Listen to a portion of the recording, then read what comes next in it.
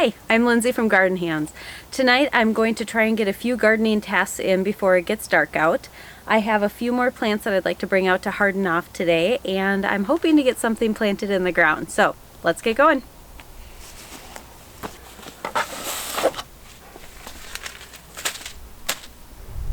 We're about 4 weeks away from our last frost date, so I have started bringing out some of my more cold hardy annuals and hardening them off outside.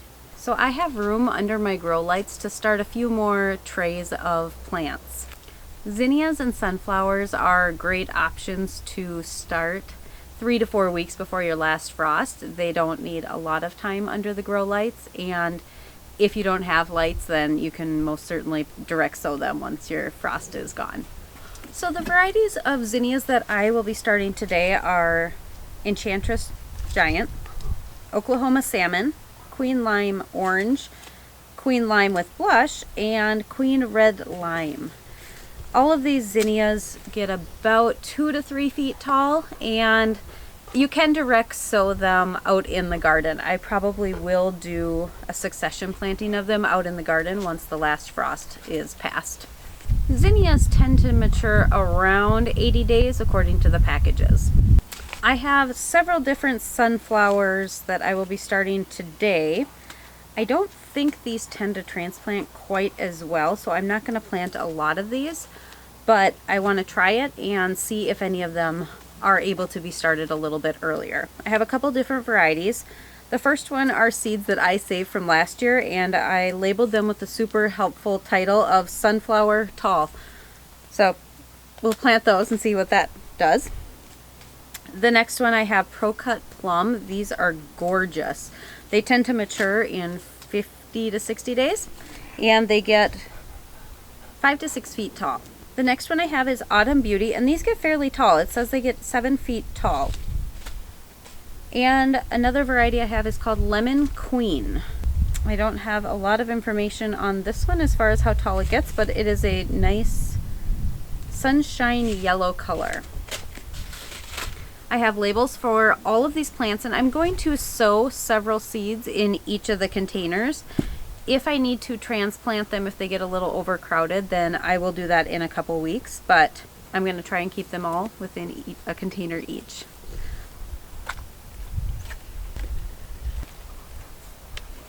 For the sunflowers, I'm planting them 1/2 inch deep, and I will be putting this entire tray on a heating mat and cover it with a humidity dome as well, just until I have germination.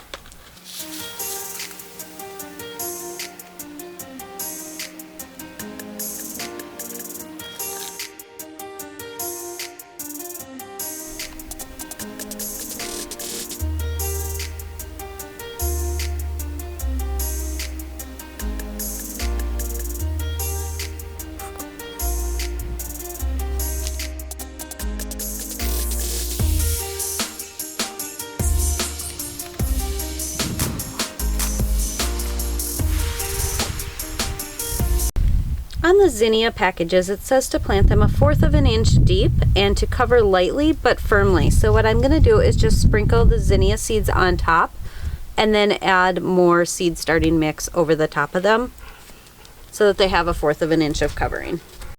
So while we're out here, and because the plants are 5 feet away from me, I thought it would be kind of fun to walk through and look at how some of the plants are doing.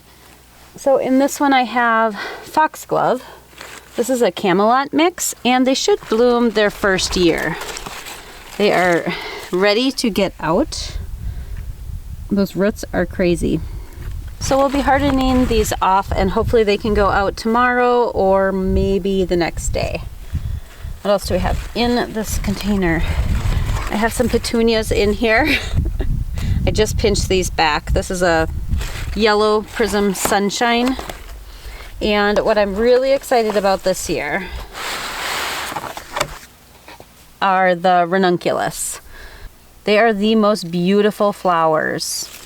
And I planted these corms not quite a month ago, and and they are ready to be transplanted. They don't mind having a little bit of cool weather. I think they prefer to grow in cooler weather. they stop growing when it gets really warm out. So I'm gonna get these in the ground, and I'm really excited about those. I'm almost a little embarrassed about these. So the tall plants in here are the carnations that we put in the soil blocks a while ago. I actually planted the seeds on the 12th of February, and they have buds on the top of them. These should have been planted out earlier or started later. I believe they can handle a light frost, so I am hoping to get these in the ground tomorrow. And I do have some frost cloth that I can put over them if I need to for the next day or so. I have been hardening these off, so I'm hoping that they transplant okay, but they are crazy tall. And at the end of this, I have more petunias. And my hope for these petunias was that they were all going to be this dark purple color. And clearly the first two blooms on here are not purple at all, but we'll see what happens with them. I'm really happy with how large they are. They also need to get out of these small soil blocks. So this tray has a little bit of everything on it, it appears. I have more petunias. I did start several different colors and types of petunias, so as we're out in the garden and actually planting things, we can look at the colors of them a little bit more in depth. But they all look pretty good. They're getting a little yellow. They need to be fertilized again today. And I have a couple containers of sweet peas in here. This is the Spencer Ripple variety. I'm hoping to get these in the ground tomorrow. They are clearly very leggy, and they are going to be very difficult to get out of the pot. Move those over. I have a couple containers in here of Snapdragons as well. This one was a mix. I had saved some seeds from last year. I do have a mix in here called Tequila Sunrise. That one doesn't have a label. That's not good. Oh boy. I have a Madame Butterfly Pink. Do in the back here have some celery because that goes with flowers really well apparently. Here's another tray that we started in soil blocks, and this also has several different types of flowers in it. I have some echinacea in here, a couple rows of lavender, Munstead lavender. They have buds on them. I can smell them. They smell amazing. I have 2 rows of blue sage, and I have a powwow wildberry coneflower. This is a really beautiful perennial coneflower with just bright magenta pink flowers that bloom all season long. So I'm really excited to have a couple more of those in my garden this year. Another tray of random things that don't all go together. I have more Madame Butterfly Bronze with white. I have more sweet peas in here. I have petunias in here, snapdragons. I have onions in here. Another mixed bag of plants on this tray. And the last tray that I have outside by me has mostly petunias on it. I have some sparkler varieties on here. They have a little bit finer leaf on them. I have a few extra carnations that did not make it into the soil block, so I threw them into a pot to see if they would work, and so far they're still alive. And I have Sahara Rudbeckia. It looks a little bit small. That probably won't be planted out for another couple weeks yet. Overall, a lot of my seeds are going really well. I'm very happy with all of them. I had a few casualties, but that's to be expected. I would say a lot of them are very big for this time of year, so I will probably make a note in my spreadsheet where I keep my notes and either plant them later or do a little bit of research to figure out if I could have done something different so they maybe wouldn't have stretched so much. For these carnations, for example, they seem a little leggy to be putting in the ground now. But that's part of gardening, so we'll keep hardening them off today. It's going to get pretty cold tonight, so I will cover them with my frost cloth. And once we plant out the sweet peas, I will make sure that the frost cloth is handy and we can put it on them at night if we need to. So we're over on the fence line trellises. The wind has finally stopped for the day. It's actually warmed up quite a bit. And what I would like to do is get some of my sweet peas in the ground. They are long overdue for getting in the ground, and now I have some frost cover so I can actually cover them at night and they can start growing. The first thing I'm going to do is cut a line down this weed fabric so that I can pull it back. What I am thinking I will do is plant my sweet peas on both sides of the fence, 6 inches apart roughly. So I want to pull this fabric back a little bit.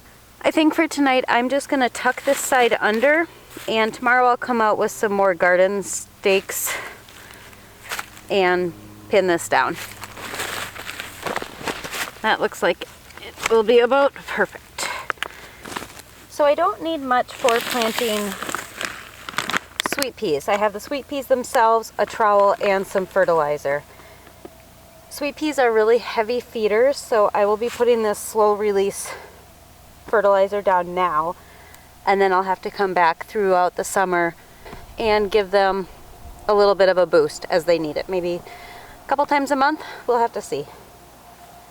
The varieties I'm planting right now are Spencer Ripple, Salmon Cream, and Sweet Pea Mix. That's really descriptive. I think what I would like to do is maybe create a block of the same colors. That way I know what I'm looking at. So I will plant, if there's 8 in here, I'll plant 4 on each side and have a block of that color. I likely will plant more of these seeds, and I'll start them maybe tonight. I believe sweet peas, I soak them for about a day before I plant them in seed starting soil. So I might start that today, and that way I'll have a little bit of a succession, and I believe I have a few other colors of sweet peas as well. So I will grab my Spencer Ripple and start over on this end.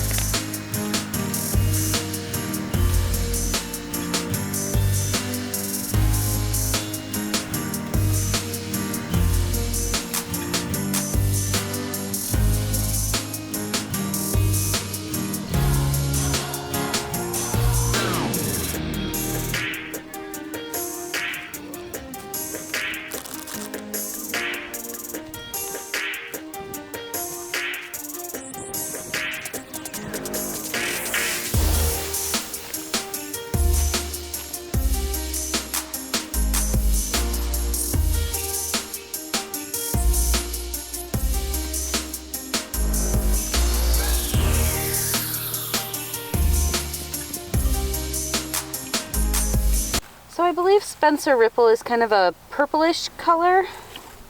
I'm going to plant Salmon Cream next, just so I have a little bit of a difference and it makes it even more obvious which variety it is.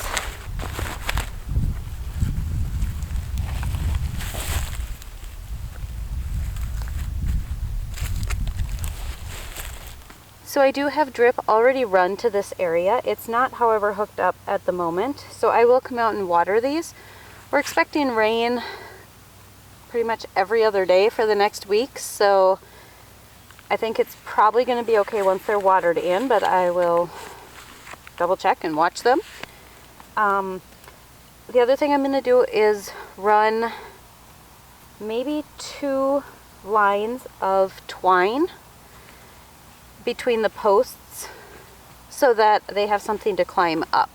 I can help start training them. They're clearly plenty tall that they will already reach the first line of twine, if not the second. So I'm just going to give them a little bit of help.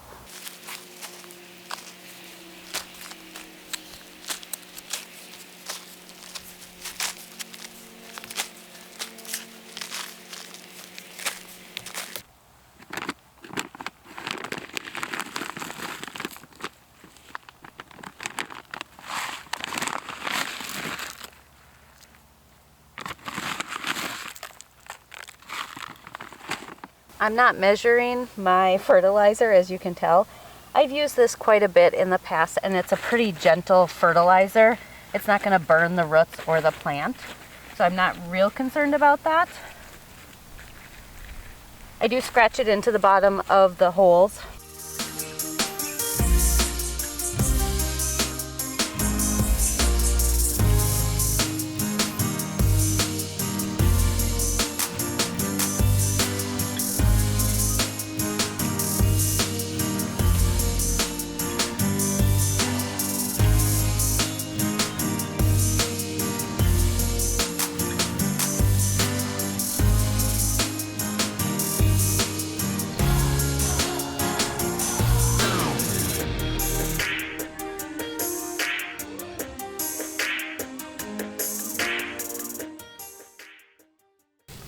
I got 2 of the varieties planted tonight. The sun is going down fast.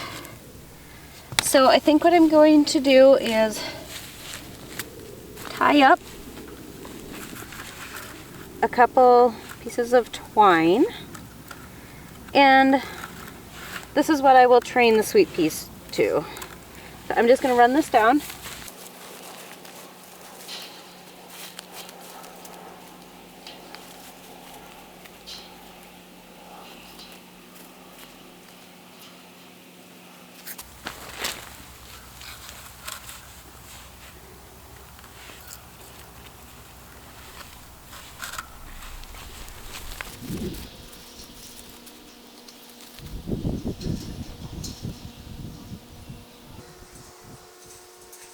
Alright, so I have these set up.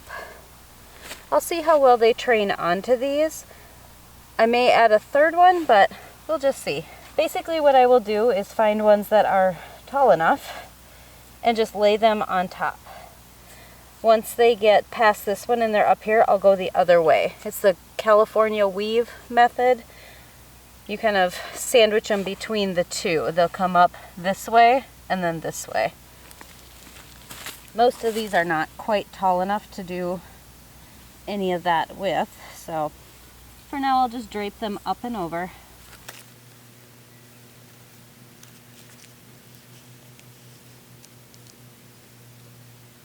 The last thing I'm going to do tonight is grab some of my frost cloth. It's going to get a little bit chilly tonight, and given they're already shocked by putting them in the ground, I'm going to cover them so they don't have the additional shock of a fairly cool night. I'll just drape the frost cloth over the top piece of twine and hold it down with some rocks I have.